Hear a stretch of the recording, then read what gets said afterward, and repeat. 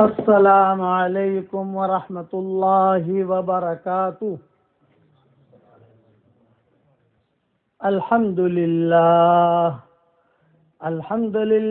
نحمده ونستعینه ونستغفره ونؤمن به ونتوکل علیہ ونعوذ باللہ من شرور انفسنا ومن سیئات اعمالنا ونعوذ باللہ من شرور انفسنا ومن سیئات اعمالنا ونعوذ باللہ من شرور انفسنا ومن سیئات اعمالنا من يهده الله فلا مضل له ومن يضلله فلا هادي له۔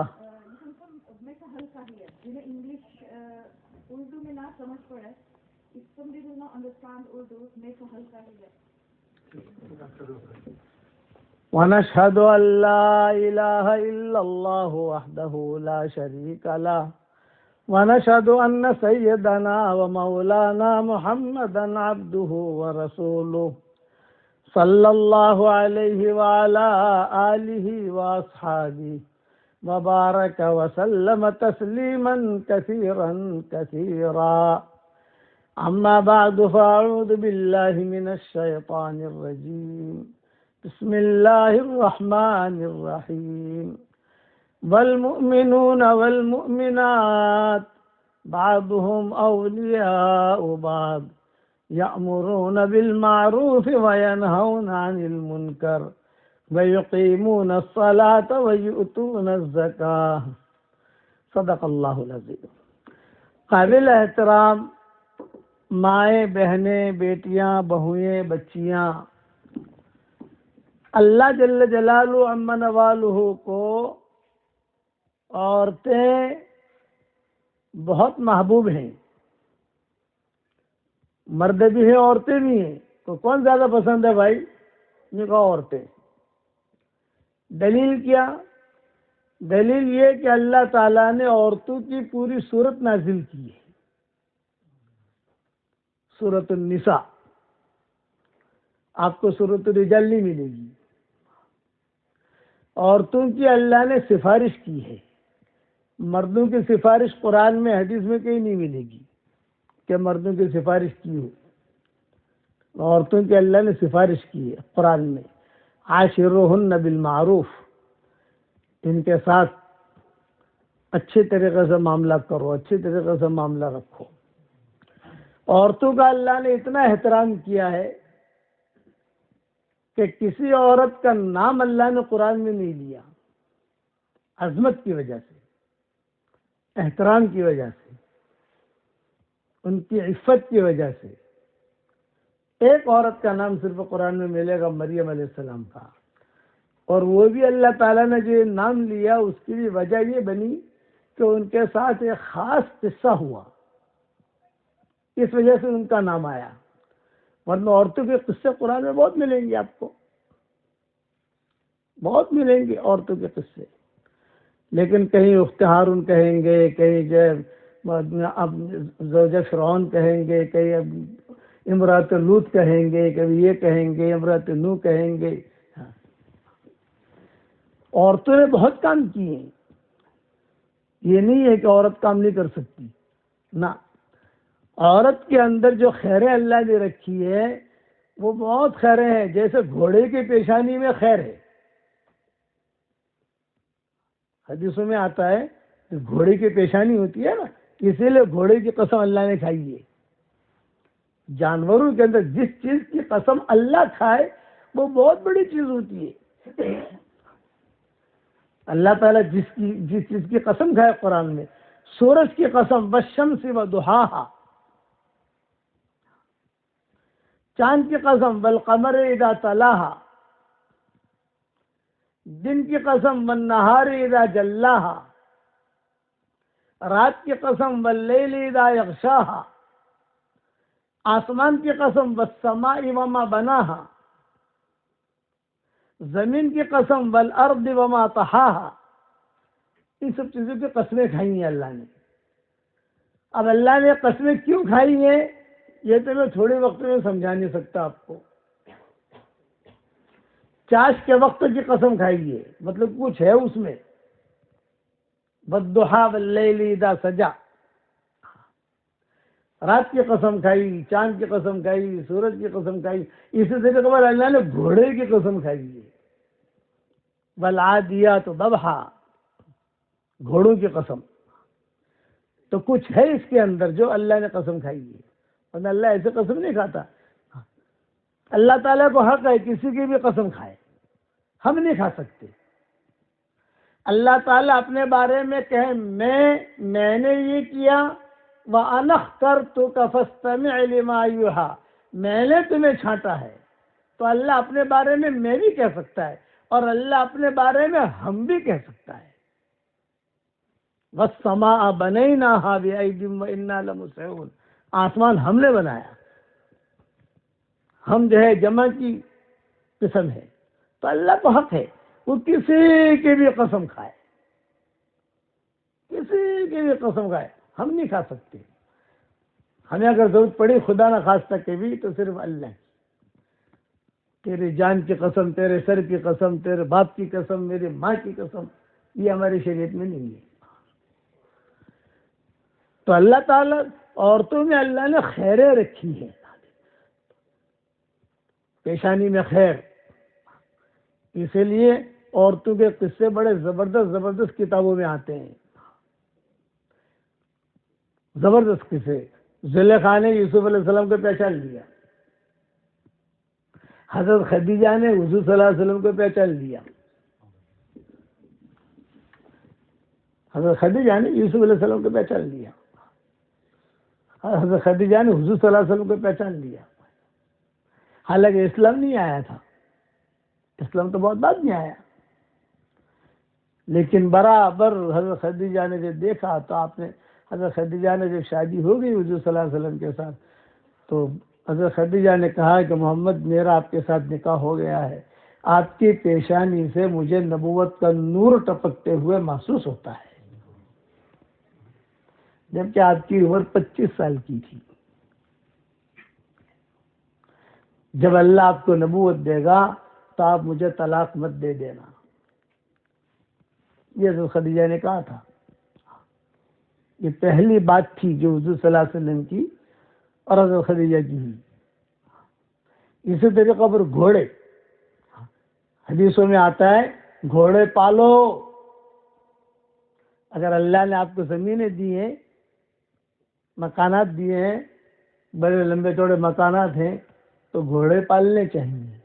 کیونکہ گھوڑا اپنے مالک کے لیے تہجد کے وقت میں روزانہ مغفرت کی دعا کرتا ہے. تو جس چیز کی قسم اللہ نے کھائی ہے، انجیر کی قسم، زیتون کی قسم، تو انجیر میں کچھ ہے جو اللہ قسم کھا رہا ہے، زیتون میں کچھ ہے جو اللہ قسم کھا رہا ہے. اللہ نے پکوڑے کی قسم نہیں کھائی، بھجیے کی قسم نہیں کھائی. گجراتی کے بھجیے ہوتے ہیں، گجراتیوں کے کڑی کھچڑی، اس کی قسم اللہ نے نہیں کھائی. افلاطون حلوے کی قسم کھائی، ٹھیک ہے نا. تو جس چیز کی قسم اللہ کھائے گا وہ بہت بڑی چیز ہے. تو یہ عورتوں کے اندر اللہ نے بہت بڑی خیریں رکھی ہیں، بڑی بڑی عالمائیں ہوئی ہیں کسی دور کے اندر. یہ تو اب جو ہے معاملہ بگڑ گیا. میرے والد صاحب رحمۃ اللہ علیہ فرماتے تھے، اللہ ان کی قبر کو روشن کرے، وہ یہ فرماتے تھے میرے والد صاحب رحمۃ اللہ علیہ کہ عورتیں اگر بنی تو دنیا کا نظام بنا، اور عورتیں اگر بگڑی تو دنیا کا نظام بگڑا. ایک قصہ سناتا ہوں کہ عورت کی آنکھ میں کتنا کرنٹ ہوتا ہے. مدینہ منورہ میں یہودی رہتے تھے. ایک یہودی تھا، اس کا نام تھا اسلم. اسلم، زینب، یہ نام اوپر کے ہیں جو حضور نے باقی رکھے ہیں. یہودی میں بھی یہ نام ہے. حضور صلی اللہ علیہ وسلم کو زہر دینے والی یہودیہ جو تھی اس کا نام زینب تھا. زینب نامی لڑکیاں تھوڑی سی تیز دماغ کی ہوتی ہیں لیکن بہت سمجھدار ہوتی ہیں. برا مت ماننا بھائی کہ مولوی صاحب آئے اور پتہ نہیں ہماری جو فتوے دے رہے، لیکن یہ حقیقت ہے، اور اس کے میں کئی قصے بیان کر چکا ہوں. تو یہ میں اسلم کا نام کا قصہ بتا رہا ہوں میں، تو عورتوں کی آنکھ میں کتنا کرنٹ ہوتا ہے، کتنا اثر ہوتا ہے. اسلم نام تھا اس یہودی کا. تو حضور صلی اللہ علیہ وسلم کی بعثت سے پہلے یہ اسلم یہودی جو مدینہ منورہ میں تھا، یہ جایا کرتا تھا ایران، اور ایران جا کر وہاں کے پتھر، وہاں کی ہیرے جواہرات وہ لے کر آتا تھا، اور مدینہ منورہ لاتے لاتے سارا مال اس کا بک جاتا تھا، اور بچا کچا جو ہوتا تھا وہ مدینہ میں بک جاتا تھا. چونکہ میرا پورا سفر ہوا ہے مدینہ منورہ سے تبوک، مدینہ منورہ سے خیبر، مدینہ منورہ سے علا. العلا جو ہے یہ لیلا مجنون کا گاؤں ہے، العلا نام ہے اس کا. اور مدینہ منورہ سے پھر العلا سے آگے بڑھے مدائن صالح، تو مدائن صالح سے آگے بڑھے تو یہ تبوک آ گیا، تبوک سے آگے بڑھے تو جارڈن آ گیا، جارڈن سے آگے بڑھے تو شام آ گیا، اسی سے آگے چلو تو پھر وہ ایران آتا ہے اسی راستے کے اوپر. تو یہ اسلم جو تھا یہ جاتا تھا. میں صرف عورت پر ایک قصہ سنا رہا ہوں کہ عورت کے دل میں اگر خیر ہوگی تو اللہ اس کو خیر کے سمندر دے گا، اور اگر عورت کے دل میں شر ہوا یہ شر پھیلے گی. ہم تو حضور صلی اللہ علیہ وسلم کے ماننے والے ہیں، ماننے والیاں ہیں، ہم تو خیر پھیلائیں گے. میرے والد صاحب رحمۃ اللہ علیہ فرماتے تھے کہ عورت گھر بیٹھے بیٹھے ساری دنیا کی نمازوں کا ثواب لے سکتی ہے. نیت کے ذریعے سے عورت ہر جگہ جا نہیں سکتی. بچوں کے مسئلے ہیں، شوہر کے مسئلے ہیں، گھر کے مسئلے ہیں، اور ہمارے ہندوستان پاکستان کے اندر بھینسوں کے مسئلے ہیں، بھینسیں سنبھالنا، دودھ نکالنا، دودھ لانا، سارے کام ہوتے ہیں. تو یہ اسلم جو تھا یہ گیا ایران. ایران جب گیا یہ اسلم تو روایتوں میں آتا ہے کہ وہاں بازار میں ایک لڑکا دیکھتا تھا، وہ کھڑا ہوا، نہ شکل نہ عقل، اس کی شکل بھی نہیں اس کی عقل بھی نہیں، کھڑا رہتا تھا. یہ اسلم نے اس سے پوچھا بھی تو ہے کون یہاں کھڑا رہتا ہے؟ بولے میں غریب گھرانے کا ہوں، کھانا بنا ہے نہیں ہمارے گھر میں، تو جو ہے یہاں جو کچھ ملتا ہے بازار میں ماں باپ کو جا کے کھلا دیتا ہوں، خود بھی کھا لیتا ہوں. تو وہ اسلم نے کہا، جو یہودی تھا اس کا نام اسلم تھا، اس نے کہا کہ بھئی میں تجھے اگر یثرب لے جاؤں تو تیار ہے؟ اس نے کہا ہاں، چل کپڑے لے کر آ جانا، کل کپڑے لے کر آ جانا. وہ آ گیا، ماں باپ سے بھی مل لیا کہ جا رہا ہوں میں یثرب جا رہا ہوں. اچھا ان کو پتا نہیں یثرب کیا ہے، ابھی حضور صلی اللہ علیہ وسلم کی بعثت تو ہوئی نہیں تھی. یثرب مدینہ منورہ کا نام پرانا یثرب تھا. تو کتابوں میں لکھا ہے کہ یہ یہودی لے کر چلا. اب یہ تو بیچارہ بیمار آدمی، لڑکا، نہ شکل نہ عقل. یثرب پہنچا. جب یثرب پہنچا تو وہ یہودی نے اعلان کیا، بے غلام لایا ہوں، ایرانی غلام، کوئی خریدے گا؟ حالانکہ غلام تھا نہیں، یہ تو آزاد لڑکا تھا، لیکن یہ غلام بنا لیا اس کو. ایسا ایگریمنٹ کر دیا، فالتو ایگریمنٹ، سمجھ گیا نا، ڈمی ایگریمنٹ بنا دیا اس دور کے اعتبار سے. اب اعلان کیا پورے مدینہ میں کہ بھی ایک لڑکا لایا ہوں، یہ بیچنا ہے، تو ایران کا ہے. تو مدینہ والے دیکھنے آتے تھے، کوئی خریدتا نہیں تھا. تو ایک لڑکی تھی مدینہ منورہ میں، اس کا نام تھا تثبیتہ. یہ بھی آتی تھی، بہت مالدار لڑکی تھی مدینہ میں، اور کماری تھی. وہ بھی آتی تھی دیکھنے کے لیے. سب مدینہ والے آئے، لیکن سب نے اسلم سے کیا کہا؟ نہیں، اس کی تو نہ شکل ہے نہ عقل ہے. تو پھر اسلم نے اعلان کیا، ارے بھائی جس بھاؤ میں خریدا اسے بھاؤ میں دے دوں گا، نو پروفٹ نو لاس. تو مدینہ والوں نے کہا کہ نہیں، پھر بھی مہنگائی. تو اسلم نے اعلان کیا، ارے بھائی میں جو ہے نا فری دے دوں گا، فری لے جاؤ. تو مدینے والوں نے کہا ارے فری بھی ہم خریدیں گے یا تو دے گا ہمیں تو بھی یہ گھاٹے کا سودا ہے. کہ کیوں؟ ارے کھلانا تو پڑے گا اس کو، کھلانا پڑے گا، پلانا پڑے گا، کپڑے دینے پڑیں گے، یہ خرچہ کہاں سے نکالیں گے ہم؟ تو تثبیتہ جو ہے اس کی آنکھوں میں کرنٹ تھا. یہ روزانہ آتی تھی بازار میں، اور بازار میں آ کر جو ہے اس اسلم کو کبھی پنیر دے دیا، کبھی کھجوریں دے دی، کبھی جو ہے کوئی درہم دے دیا، کبھی پھل دے دیے. تو یہ بیچارہ یہ جو لڑکا تھا ایرانی، یہ کھا جاتا تھا، کھا کر رات میں اسلم کے گھر چلا جاتا تھا. ایک دن تثبیتہ نے پوچھا کہ ارے بھائی تیرا سیٹ کون ہے؟ بولے وہ کھڑا اسلم. تو اس لڑکی نے کہا اسلم اسے بیچے گا؟ اس نے کہا فری فری فری لے جاؤ.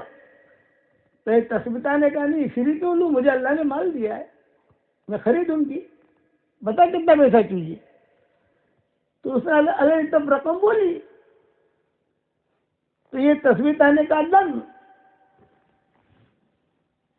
تھیلی جو تھی دینار کی یا درہم کی دے دی، اور تثبیتہ اسے لے کر گھر آئی اور گھر میں کمرہ دے دیا. اور کمرہ دینے کے بعد تثبیتہ نے یہ کہا کہ دیکھ بھائی تو یہی پڑا رہے، تجھے کھانا بھی مل جائے گا، کپڑے مل جائیں گے، اور یہ پیچھے میرا باغ ہے، اگر ہمت ہو تو کام کرنا، ہمت نہ ہو تو کام مت کرنا، زندگی یہاں گزار. اور کہا تو اچھا لڑکا ہے. حالانکہ سب نے ریجیکٹ کیا ہے، مدینے والوں نے ریجیکٹ کیا، راستے میں ریجیکٹ کیا، لیکن یہ تثبیتہ نے پسند کیا. تثبیتہ نے کہا نہیں تو اچھا لڑکا ہے. وہ اس کے آنکھوں کا نور تھا. وہ مشرکہ تھی، کبھی اسلام تو آیا نہیں تھا. حضور صلی اللہ علیہ وسلم نے ابھی نبوت کا دعویٰ نہیں کیا تھا. مکہ میں حضور صلی اللہ علیہ وسلم پیدا ہو گئے تھے، لیکن نبوت کا دعویٰ بھی نہیں کیا تھا. تو مکہ مکرمہ میں ایک تاجر تھا، اس کا نام تھا ابو حذیفہ. بڑے تاجر تھے. تو وہ کہتے تھے کہ مجھے مدینہ کی لڑکی سے شادی کرنی ہے. مکہ کی لڑکیاں، مدینہ کی لڑکیاں، تو مدینہ کی لڑکیاں زیادہ طاقت والی ہوتی ہیں، کتابوں میں لکھا ہے. مکہ کی لڑکیاں مدینہ کی لڑکیوں کے مقابلے میں کم طاقت والی ہوتی ہیں. تو یہ حذیفہ یہ کہتے تھے کہ میں اتنا بڑا تاجر ہوں، اللہ نے مجھے مال دیا ہے، تو میں مدینہ منورہ کی لڑکی سے شادی کروں گا. یہ لڑکے سے شادی کرنے کے لیے مدینہ آئے مکہ سے. تثبیتہ بازار میں تھی، سامان وغیرہ خرید رہی تھی، اور یہ لڑکا بھی ساتھ تھا تھیلی اٹھانے کے لیے. تب یہ حذیفہ کی نظر پڑ گئی. یہ جو ابو حذیفہ تھے ان کی نظر پڑ گئی کہ ہاں یہ لڑکی اچھی ہے. تحقیق کی، پتہ چلا کہ اس زمانے میں یہ نہیں پوچھتے تھے کہ کماری ہے کہ سیبہ ہے، یہ نہیں پوچھتے تھے. ایک جملہ کہتے تھے حل ہذا فارغہ، یعنی فارغ ہے، کسی کے ساتھ مشغول تو نہیں ہے، یعنی شوہر ہے، یہ مطلب ہوتا تھا. ہمارے زمانے میں پوچھتے ہیں کہ یہ ہے، یہ دنیا بھر کے سوالات ہوتے ہیں. کہ فارغہ پیغام دیا. تثبیتہ نے بھی دیکھ لیا ان کو، حذیفہ نے بھی دیکھ لیا، اور پھر جو دونوں نے بات بھی کر لی. تو تثبیتہ نے شرط لگائی کہ میں تیرے ساتھ نکاح تو کروں گی، لیکن ایک شرط میری یہ ہے کہ تو مجھے مکہ لے کے جائے گا، یہاں تو رکھے گا نہیں، یہ لڑکا میرے ساتھ رہے گا. ارے بھی لڑکے کا کیا کام، نہ یہ لڑکے کے بغیر میں کہیں جاؤں گی نہیں. الگ کمرہ دے دیں گے اس کو، وہ اپنا آرام کرے گا وہاں، لیکن یہ لڑکا چاہیے. تو وہ لوگ کہتے تھے کہ نہ عقل ہے نہ شکل ہے، اور تو پتہ نہیں کہا اس کے. نہیں، یہ لڑکا بہت بڑی خیر والا ہے، یہ لڑکا چاہیے. خیر طے ہو گئی بات، شادی ہو گئی. حذیفہ اور یہ تثبیتہ اور یہ لڑکا، یہ تینوں کے تینوں مکہ چلے گئے.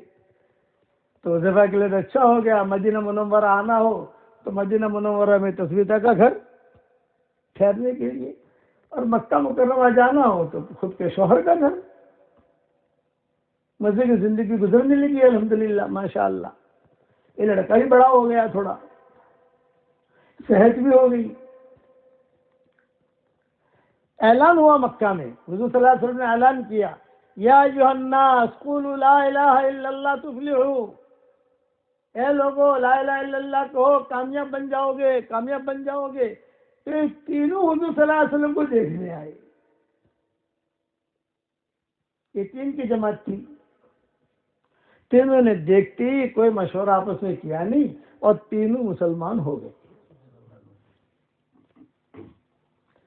اب وہ اسلام کی زندگی گزارنے لگے۔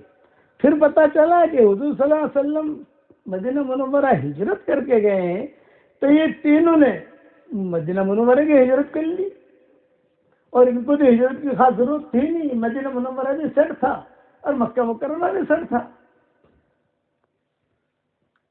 مدینہ منورہ آ گئے، حضور صلی اللہ علیہ وسلم بھی آ گئے، تثبیتہ کی حویلی بھی بڑی تھی، اور یہاں مکہ میں ان کے شوہر جو تھے حذیفہ، ان کی حویلی بھی بڑی تھی، مالداروں میں شمار ہوتے تھے، اچھا خاندان شمار ہوتا تھا۔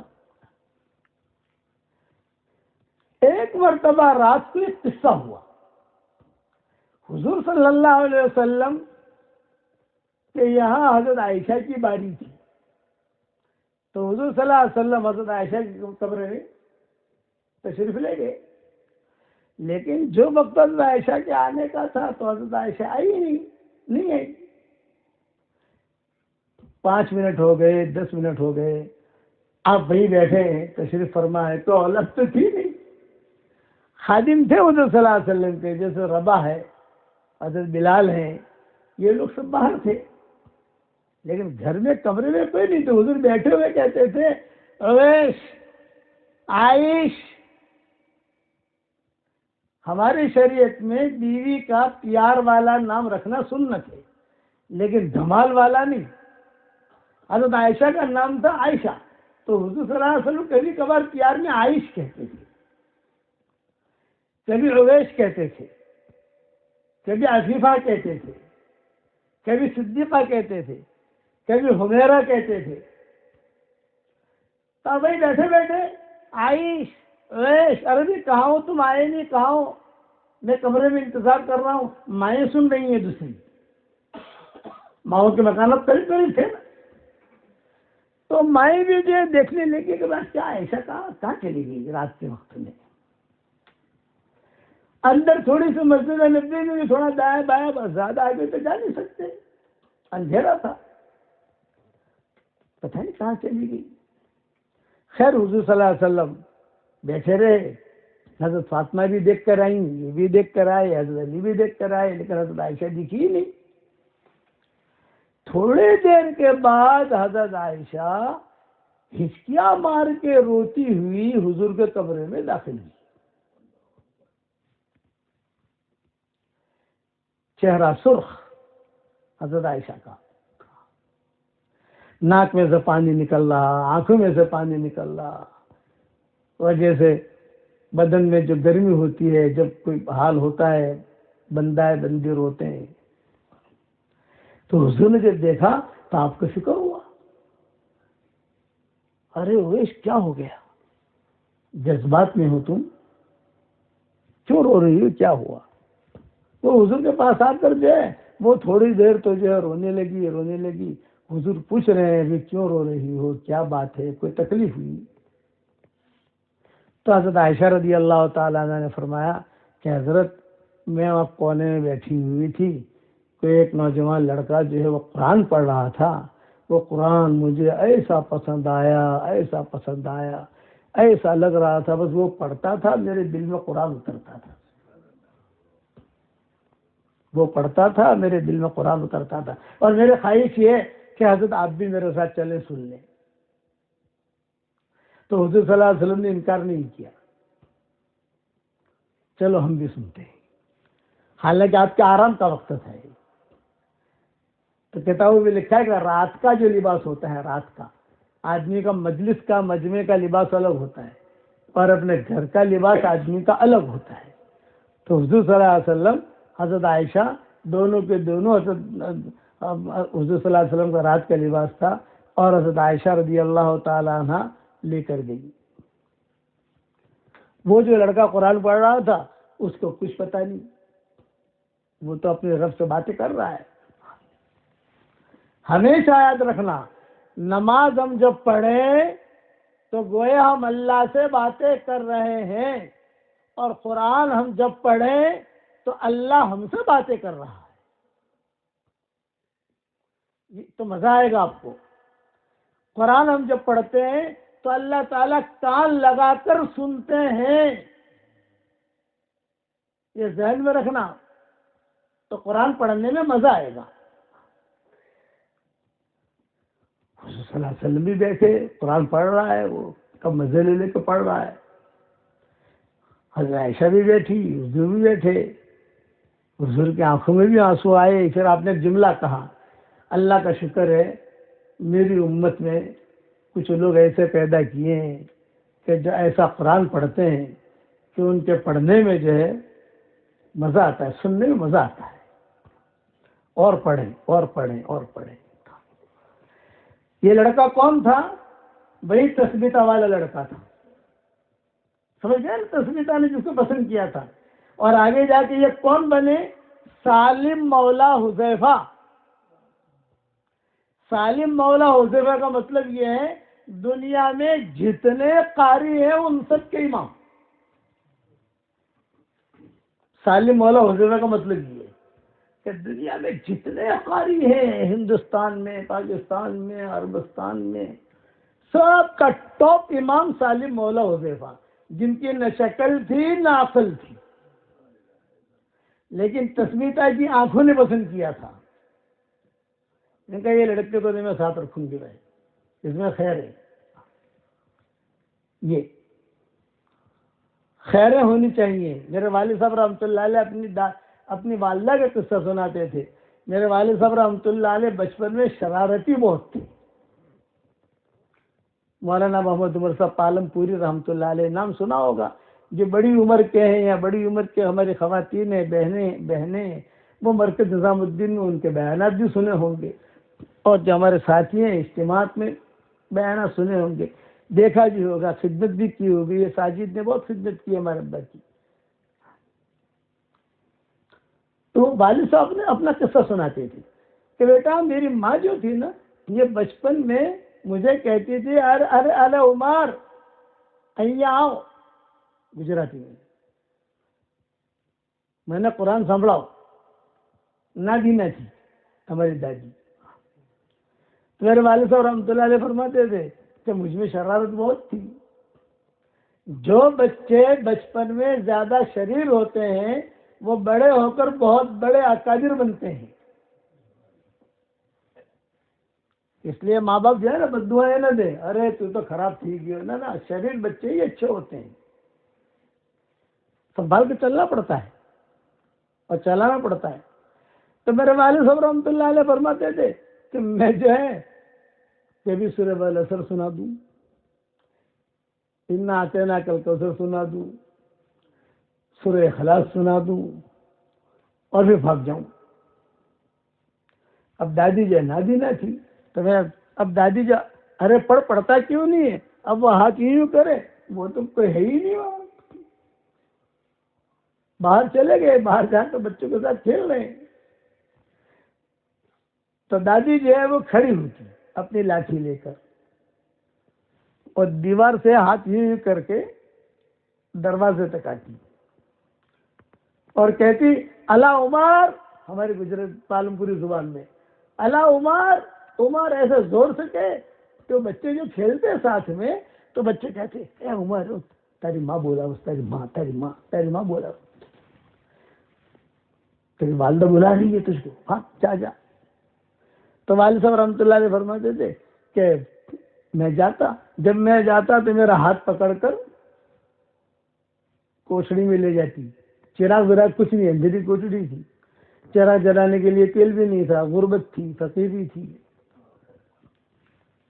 اور پھر ہاتھ پکڑ کر رکھتی اور یہ کہتی میں چاہتی ہوں تجھ سے قرآن سنوں، اور تو والے اثر پڑھ کے بھاگ جاتا ہے، تو نہ آتے نہ کوثر پڑھ کے بھاگ جاتا ہے، سورہ اخلاص پڑھ کے بھاگ جاتا ہے، چل سورہ بقرہ سنا، سورہ بقرہ سنا۔ اب سورہ بقرہ ڈھائی پڑھی کی تو ابا کہتے تھے دماغ میں تو کھیل گھسا ہوا ہے،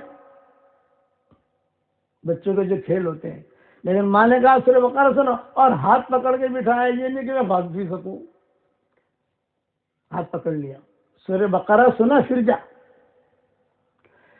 تو والد صاحب رحمۃ اللہ علیہ فرماتے تھے میں نے سورہ بقرہ پڑھنی شروع کی تو کبھی 2 صفحے آگے چلا جاؤں، 2 رکوع، سمجھ گئے نا آپ لوگ، کبھی 3 رکوع، تو جہاں میں آگے بڑھوں تو دادی کہتی تھی کہ نہ تو کودو تھی، تو کودا ہے، یعنی آگے چلا ہے، تو کچھ چھوٹا ہے، کچھ چھوڑا ہے، تو نے کچھ چھوڑا ہے، حالانکہ وہ حافظہ نہیں تھی، لیکن قرآن کا نور دل میں تھا، کچھ تو نے چھوڑا ہے، ٹھیک پڑھ، اور کہتی تھی کہ میں نے بدی خبر سے، یعنی میں جانتی ہوں تو کون سا کتنا صفحے آگے بڑھ گیا ہے، تو پیچھے آ پھر پڑھ۔ اب والد صاحب رحمۃ اللہ علیہ اپنا پڑھتے پڑھتے سورہ بقرہ پوری ہوتی، پھر دادی جو ہے وہ روتی تھی اور کہتی تھی بیٹا عمر آج اندھیری کوٹھری میں تیری اندھی ماں تجھ سے قرآن سن رہی ہے، انشاءاللہ ایک زمانہ آئے گا لاکھوں آدمی مجموع میں تیرا قرآن سنیں گے، اور اللہ نے ویسے ہی کیا کہ لاکھوں کے مجموعے میں والد صاحب رحمۃ اللہ علیہ قرآن پڑھتے تھے۔ اللہ ان کی قبر کو بھی روشن کرے اور دادی کی قبر کو بھی اللہ روشن کرے۔ یہ عورتوں کی دینداری، دینی مزاج۔ والد صاحب رحمۃ اللہ علیہ فرماتے تھے میں بہت چھوٹا تھا، ماں کے پاس سوں، اتنی عمر تھی نہیں، ماں کے پاس سوں اتنی عمر تھی، تو میری والدہ جو ہے اسی وقت سے مجھے القاریہ کا ترجمہ پڑھاتی تھی، اذا الشمس کورت یہ ترجمہ پڑھاتی تھی۔ اور پھر والد صاحب رحمۃ اللہ علیہ یہ قصہ بھی سناتے تھے کہ میں نیچے سوتا تھا، میری ماں بھی میرے ساتھ سوتی تھی، یعنی اتنا چھوٹا تھا میں کہ بچہ اپنے ماں کے پاس سوئے۔ اس رات کو انہوں نے سورہ القاریہ کی تفسیر بیان کی دادی نے، القاریہ ما القاریہ وما ادراک ما القاریہ، قیامت کا منظر، پہاڑ جو ہے یہ بھی چل پڑیں گے، کھڑ کھڑ کی آواز آئے گی، آسمان بھی ٹوٹ جائے گا، زمینوں میں زلزلہ آتا ہے، آسمانوں میں بھی زلزلہ آئے گا، یوم تمور السماء مورا وتسیر الجبال سیرا، آسمان بھی حرکت کرے گا، لوگ دیکھیں گے ارے آسمان حرکت کر رہا ہے، اور پہاڑ چل پڑیں گے۔ یہ پورا قصہ جو ہے میری والدہ نے مجھے سنایا اور میں سنتے سنتے سو گیا، والد صاحب فرماتے ہیں، لیکن میرے دل میں اتر گیا کہ قیامت ایسی ہوگی۔ تو بولے میرا چھوٹا بھائی یوسف اوپر سویا ہوا تھا چارپائی پر، میں اور دادی دونوں نیچے سوئے ہوئے تھے، اور چھوٹا بھائی یوسف جو ہے وہ مجھ سے بھی چھوٹا، یعنی مجھ سے بھی چھوٹا، وہ جب میں میری ماں کے پاس ہوتا تھا تو وہ کتنا چھوٹا ہوگا، لیکن دادی مجھ سے پیار بہت کرتی تھی تو اس کو الگ اوپر سلاتے تھے چارپائی کے اوپر، اور مجھے نیچے سلایا۔ اب وہ بچہ تھا، میرے چچا میرے خسر بھی ہیں، اللہ ان کے قبر کو روشن کرے، ان کی مغفرت کرے، وہ یوسف جو ہے اپنے میرے چھوٹا بھائی، وہ ایسا چلتا گیا لڑک کر جو ہے وہ مجھ پر گرا۔ جب مجھ پر گرا تو میں نے کہا ماں قیامت قائم ہو گئی، قیامت قائم ہو گئی، قیامت آ گئی، قیامت آ گئی۔ ارے قیامت کہاں آئی؟ ارے جب کچھ ہوا ہے، کچھ گرا ہے مجھ پر، کچھ قیامت آ گئی، قیامت آ گئی، یہ ابا سناتے تھے ہم کو۔ اس لیے میں زیادہ لمبا بیان نہیں کرتا، 3 بجے مجھے ختم کرنا ہے، عصر کا وقت لیے صرف اتنی نصیحت کرتا ہوں اپنا مزاج دینی بناؤ۔ یہ سرزمین انگلینڈ کی اللہ کے نام پر طرف نہیں ہے، جہاں پر بھی آپ جاؤ کلمہ ضرور پڑھو تاکہ یہ زمینیں گواہی دیں، سبحان اللہ پڑھو، مول میں جاؤ کہیں پر آپ اپنے کاروبار کے لیے کہیں جاؤ، پڑھنے کے لیے جاؤ، پڑھانے کے لیے جاؤ، میری نصیحت یاد رکھنا، اللہ رسول کا نام لیتے لیتے جاؤ، اللہ رسول کا نام لیتے لیتے آؤ۔ حشر کے میدان میں یہ زمینیں گواہی دیں گی۔ دوسرا کہ ہم نے گویا کہ جب لا الہ الا اللہ پڑھا تو گویا کہ ہم نے ان زمینوں میں اسلام کا بیج ڈال دیا، اسلام کا دانہ ڈال دیا، اور یہ دانہ اللہ اگائے گا، وہ اللہ کا کام ہے۔ اور نمازوں کی پابندی، قرآن شریف کی تلاوت، اللہ کے احکامات کو پورا کرنا، شوہروں کی اطاعت کرنا، مشورے کے ساتھ ہمارے ساتھی مشورہ کریں اللہ کے راستے کی نقل و حرکت جو ہوتی ہے، لیکن ہمارے ساتھیوں کے مشورے سے۔ ہمارے شورا کے ساتھی یہاں موجود ہیں، ان کو بھیجو، نام کے کون نکلے گا تو وہ ترتیب بنائیں گے کہاں جانا ہے کہاں نہیں جانا ہے، وہی ذمہ دار ہے یہاں اس علاقے کی۔ اس طریقے سے دینی کام میں لگو۔ یورپ کی سرزمین، امریکہ کی سرزمین اللہ کے نام کو ترس رہی ہے، اسے اللہ کا نام پلاؤ۔ تو اللہ کا نام کیسے پلائیں گے؟ ہم صرف کلمہ پڑھیں گے، سبحان اللہ پڑھا دانہ ڈال دیا، اللہ اکبر پڑھا دانہ ڈال دیا۔ اور ایک نصیحت کرتا ہوں، 10 مرتبہ سورہ اخلاص پڑھو تو جنت میں فوراً ایک محل تیار ہو جاتا ہے۔ 20 مرتبہ پڑھو 2 محل تیار ہو جاتے ہیں، 30 مرتبہ پڑھو 3 محل تیار ہو جاتے ہیں، 40 مرتبہ پڑھو 4 محل تیار ہو جاتے ہیں۔ اب انگلینڈ میں تو بہت پراپرٹیاں بنائی ماشاءاللہ آپ لوگوں نے، انگلینڈ کی برکت سے انڈیا میں بھی بنائی، اللہ تعالیٰ بہت برکت دے، ہماری دعا ہے۔ میں یہ کہتا ہوں جنت میں بھی پراپرٹی بناؤ، اور جنت میں پراپرٹی بنانے کا آسان طریقہ کیا ہے؟ 313 مرتبہ سورہ اخلاص پڑھو، 31 بنگلے جنت میں تیار ہو جائیں گے انشاءاللہ، اور کوئی انکم ٹیکس والا آپ کو فون نہیں کرے گا، 100% ملیں گے۔ 313 مرتبہ پڑھو گے سورہ اخلاص، 31 بنگلے روزانہ۔ اچھا، میں اپنے جو ہمارے شاگرد ہیں دنیا بھر میں، تو میں کہتا ہوں دیکھو اللہ کیا پیارا بننا ہے، محبوب بننا ہے، 313 مرتبہ سورہ اخلاص کی عادت ڈالو، 313 مرتبہ درود شریف کی عادت ڈالو، 313 مرتبہ استغفار کی عادت ڈالو، 313 مرتبہ سورہ فاتحہ کی عادت ڈالو۔ ایک دن میں نہیں پڑھنا آپ کو، 2 دن میں پورا کرو، 3 دن میں پورا کرو، 4 دن میں پورا کرو، 1 ہفتے میں پورا کرو، 1 ہفتے میں تو پڑھ سکتا ہے آدمی۔ اس کے بعد جو دعا مانگو گے اللہ آپ کی دعا قبول کرے گا۔ اب ایک دعا پڑھ لو میرے ساتھ، ربنا اغفر لی ولوالدی وللمؤمنین یوم یقوم الحساب۔ حدیث شریف میں آتا ہے یہ دعا جو 1 مرتبہ پڑھ لے تو اس وقت میں دنیا میں جتنے مسلمان مرد اور عورتیں ہوں گی ان سب کے برابر اللہ اسے نیکیاں دے گا۔ ہمارے کھاتے میں نیکیاں آ گئی۔ بس اس پر بات ختم کرتا ہوں، نام بھی لکھوا دینا، ہمارے ساتھی کو بھیج دینا۔ ابھی دعا کرا رہا ہوں۔ حضرت خدیجہ نے حضور صلی اللہ علیہ وسلم کو پہچان لیا، تو حضرت خدیجہ نے خود نے پیغام رکھا، محمد کیا خیال ہے اگر میرے ساتھ تمہارا نکاح ہو جائے؟ تو حضور نے فرمایا یہ تو مشورے کی چیز ہے، گھر کے لوگوں سے پوچھنا پڑے گا۔ لمبا قصہ ہے، انشاءاللہ دوسرے وقت میں آئیں گے، ہم سنائیں گے لمبا قصہ، حضرت خدیجہ نے کیا بات کی، پھر حضور نے کیا جواب دیا۔ خود حضرت خدیجہ نے کہا، روایتوں میں آتا ہے کہ تم میرا، حالانکہ پورا مکہ شادی کے لیے تیار تھا حضرت خدیجہ کے ساتھ، پورا مکہ۔ حضرت خدیجہ کہتی تھی نہیں یہ ٹھیک ہے، پھر جو رشتہ چلا وہ چلا، تمہارے سامنے ہے۔ اللہ تعالی ہم سب سے راضی ہو جائے۔ میں ہمیشہ دعا کرتا ہوں اس کے لیے جو مجھے اپنی دعاؤں میں یاد رکھتا ہے۔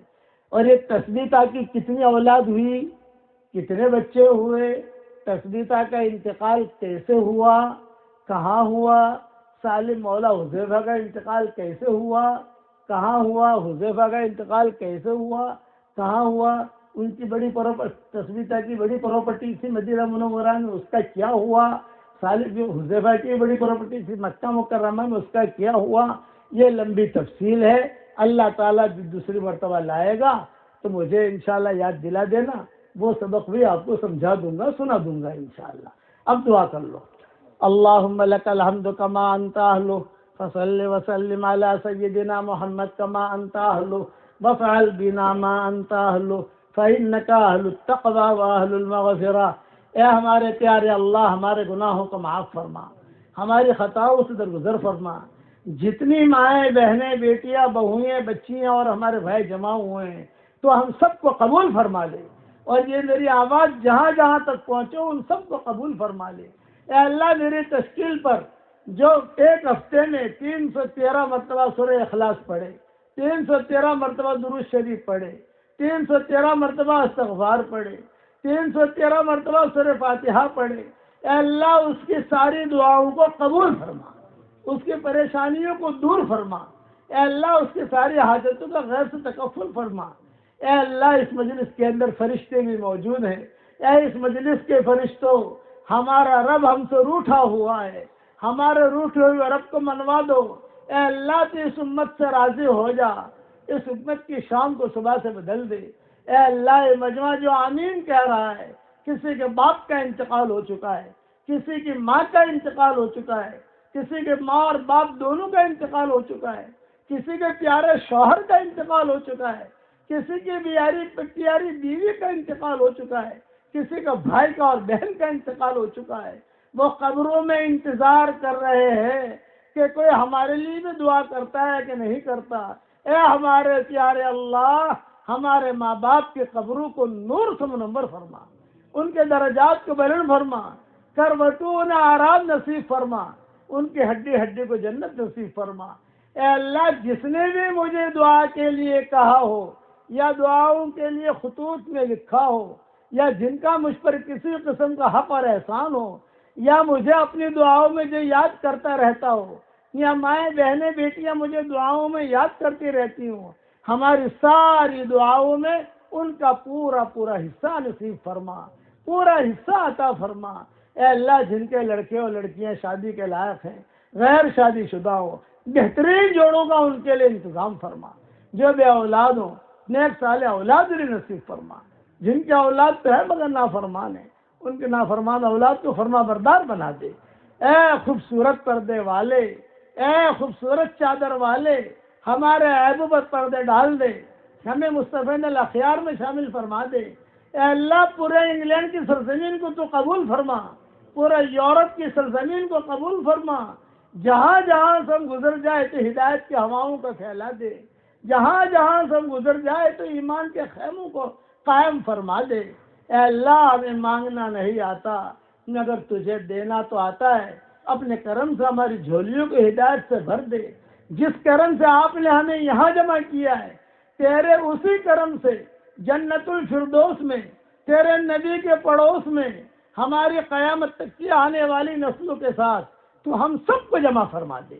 اے اللہ ہمیں محروم نہ فرما، جو مقروض ان کے قرضوں کے ادا ہونے کی غیر سے صورت و شکلیں پیدا فرما۔ تیرے نبی نے کہا ہے الخلق عیال اللہ، ساری مخلوق اللہ کا کنبہ ہے۔